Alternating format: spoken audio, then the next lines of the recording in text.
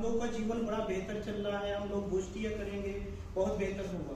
लेकिन आज शायद पर्यावरण के बारे में बताने की जरूरत नहीं है। जो भी सज्जन यहाँ पर आए हुए हैं, मातृशक्ति और हमारे डियर फ्रेंड्स, तो उन सबको मालूम है कि आज क्या मुद्दा है। लेकिन मैं अपने वर्क के बारे में थोड़ा सा बता दूं, फिर इस मुद्दे पे आऊँगा। माय डियर फ्रेंड्स, मैं 2018 से जब मैं पीएम आवास योजना में बांदा उत्तर प्रदेश में कार्यरत था, उसके बाद मैंने उसमें कार्य किया। 2700 समथिंग मैंने मकान बनवाए। जब मैंने उसमें 2-3 टीमों के साथ में डिस्ट्रिक्ट मजिस्ट्रेट के साथ में कार्य करने का मुझे अवसर मिला, फिर मुझे ये लगा कि शायद मैं इसमें सेटिस्फाई नहीं हूँ। क्यों? क्योंकि जिस क्षेत्र से मैं बिलोंग करता हूँ, बुंदेलखंड का नाम शायद पूरे देश में लोग जानते हैं कि वो किस लिए फेमस है, और वहाँ पर सबसे ज्यादा कमी है तो वाटर की। और जिस गांव में मेरा जन्म भी हुआ, उसमें भी आज तक मैं 25 ईयर ओल्ड हो गया हूँ, आज भी वहाँ पर पानी मीठा नहीं। हम लोगों को 2 किलोमीटर दूर से पानी लाना पड़ता है, और वो परिस्थितियों को देखते हुए मेरे मन में ख्याल आया कि आखिर ये परिस्थितियां कब तक। तो पता चला कि ग्राउंड वाटर ही ठीक नहीं है, तो शायद ये पानी ठीक नहीं होगा। तो हमारे गांव में जब 2 किलोमीटर दूर से पानी आता था, सप्लाई का पानी 4 किलोमीटर दूर से टंकी के द्वारा हमारे गाँव में आने की शुरुआत 2007 में हो गई। लेकिन वो 7 में हुई और पता चला 6 महीने बाद में वो भी बंद हो गई, क्योंकि गवर्नमेंट की स्कीम तो बहुत ज्यादा कागजों में चलती है, लेकिन धरातल पर कैसा है उसका सिस्टम आप सब जानते हैं। उसमें हुआ क्या, सबसे पहले मॉर्निंग में जब हम लोग को उठते थे, जगते थे, तो सबसे पहले होता है पढ़ना, स्टडी करना। लेकिन हमारे नसीब में वो नहीं था, हमको सबसे पहले पानी लाना होता। तो गांव में जब ये हालात मैंने देखे, तो मैंने निर्णय किया कि हमें कुछ परिवर्तन करना होगा। मैं पास के ही शहर 20 किलोमीटर दूर वहाँ हमीरपुर में पढ़ने चला गया, और वहाँ मेरी स्टडी हुई 12th तक। फिर मैं बांदा में रहा, बांदा से फिर जब पीएम आवास योजना में रहा, वहीं मेरे मन में एक जिज्ञासा जगी कि अगर मुझे कुछ अपने क्षेत्र के बारे में करना है तो शायद कुछ अलग करना हो। तो वहाँ से मैंने चुना कि मुझे यूपीएससी करना है। चूँकि मैं कई डिस्ट्रिक्ट मजिस्ट्रेट के साथ में काम करने का मुझे अवसर मिला, तो मैंने सोचा वो बड़ा प्लेटफॉर्म है, आईएएस बनने के बाद शायद मैं कुछ परिवर्तन लाऊंगा।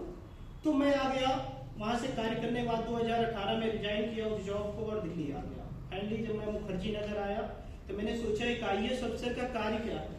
तब पता चला water conservation, education, health, environment protection, health, soil conservation, human right protection, इन्हीं सब पे तो वो काम करता है। जो भारत सरकार की गवर्नमेंट की जितनी भी योजनाएं हैं, उन सब पे सबका क्रियान्वयन करना।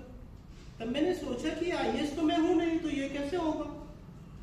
तब फिर मेरे मन में ख्याल आया कि कोई ऐसा टॉपिक चुना जाए जो मैं आगे आईएएस बनने के बाद मैं कार्य करूं। तो मुझे लगा कि इन्वायरमेंट। उसी समय पद्मश्री अवार्ड मिल रहे थे 2019 में। एक भारत की साउथ की एक लेडी को मिला, जो प्रेसिडेंट निवास में बिना चप्पलों के, आपने देखा होगा, वो बहुत चर्चा का विषय। उन्होंने 30,000 पौधे लगाए हुए थे और उनको पद्मश्री मिला। जब मैं ये न्यूज देख रहा था, उस दिन मैं दीक्षांत आईएएस एकेडमी में कोचिंग ले रहा था, भूपेंद्र मोहन सर पढ़ा रहे थे। मैंने सोचा यार 30,000 पेड़ लगाने से पद्मश्री मिल सकता है। मेरे मन में जिज्ञासा जगी कि मुझे क्यों ना प्लांटेशन करना चाहिए। कोचिंग में बैठे बैठे 500 की सवाल मैंने डिसाइड किया, सर से पूछा। मैंने कहा सर अगर मैं 1 लाख पेड़ लगाऊं तो मुझे पद्मश्री मिल सकता है। सर ने बोला कॉस्ट ईयर मिल सकता है।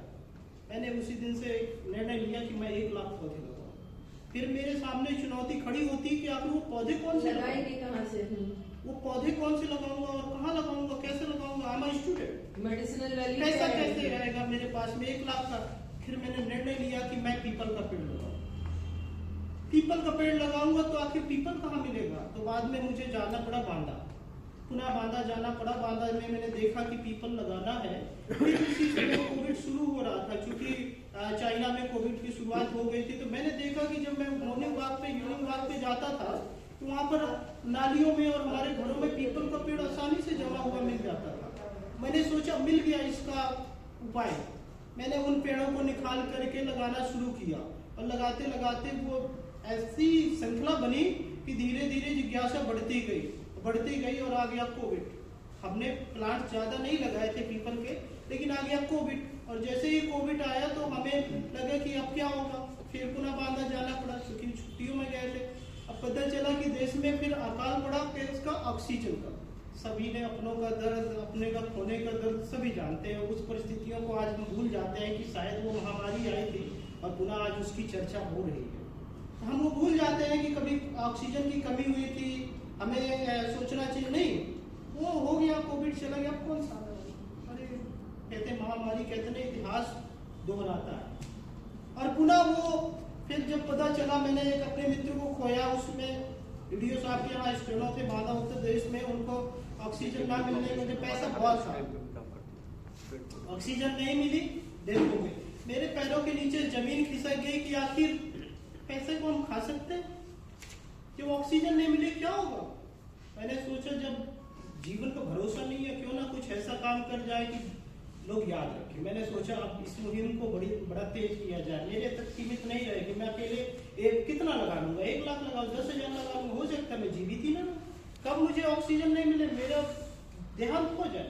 फिर मैंने सोचा गाँव गाँव जाना, स्कूलों में जाना, उस अभियान को मैंने मिशन 1 लाख पौधे का रोपण का नाम दिया और स्कूलों में जाना, सबसे आग्रह करना कि भाई कुछ नहीं, एक पेड़ पीपल का लगाओगे, आपने एक नहीं लगाया। बोले क्यों एक नहीं लगाया, आप कैसे बात करते सर। मैंने कहा एक नहीं लगाया। बोले कैसे, कि 5 साल बाद वो बड़ा होगा तो वो पेड़ में हजारों पत्ते आएंगे, हजारों उसमें फल आएंगे, हजारों पक्षियों का निवास होगा और जब वो 5 साल बाद बड़ा होगा तो हजारों फलों को वो पक्षी खाएंगे और पक्षी जब खाएंगे तो हजारों जगहों पे वो बीड्स द्वारा वो बीज पहुंच जाएगा, हजारों लाखों पेड़ पीपल के